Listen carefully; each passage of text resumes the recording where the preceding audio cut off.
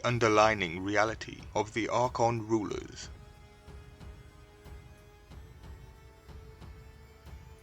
The hypostasis of the Archons, or the reality of the rulers, is an exegesis on the book of Genesis 1-6, and expresses Gnostic mythology of the divine creators of the cosmos and humanity.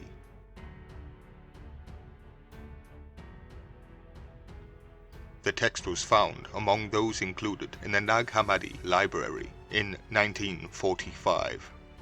It is dated to the 3rd century AD, but this is yet to be confirmed.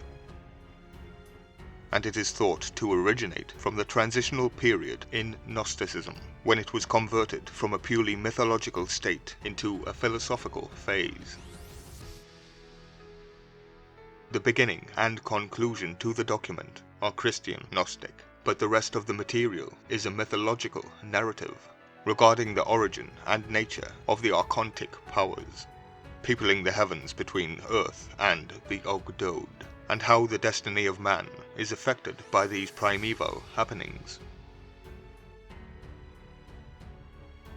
The work is presented as a learned treatise, in which a teacher addresses a topic suggested by the dedicatee of the work.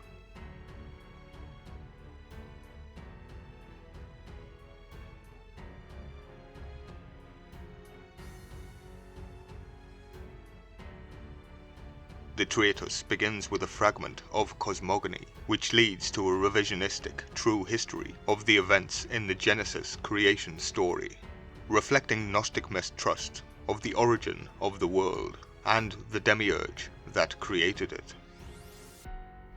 Within this narrative, there is an angelic revelation dialogue, where an angel repeats and elaborates the author's fragment of cosmogonic myth in a much broader scope, concluding with the historical prediction of the coming of the Saviour and the end of days. The etymologies and puns on Semitic names suggest the author's close contact with the Jewish legends and interpretive traditions, as well as knowledge from Greek mythology and Hellenistic cult practices.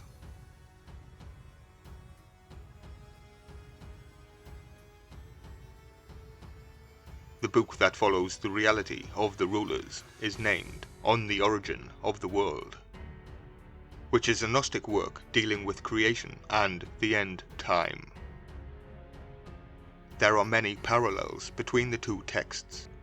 The manuscript does not have a title, but scholars have dubbed it On the Origin of the World because of what it describes. It is estimated to have been written around the same time.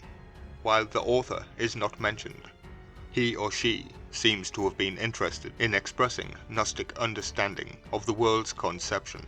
In particular, it rethinks the entire story of Genesis, and positions Yaldabaoth, the demiurge, as the creator of the world, fulfilling the role of God in Genesis.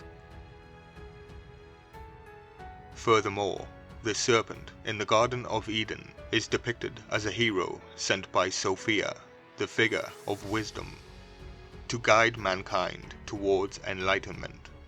It expresses one approach to the creation and the end of the world.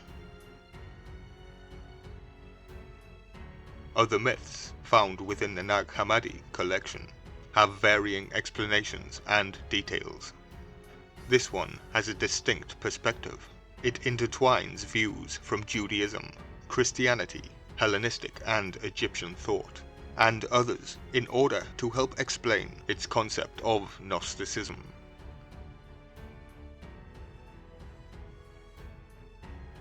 I leave you with a list of the characters.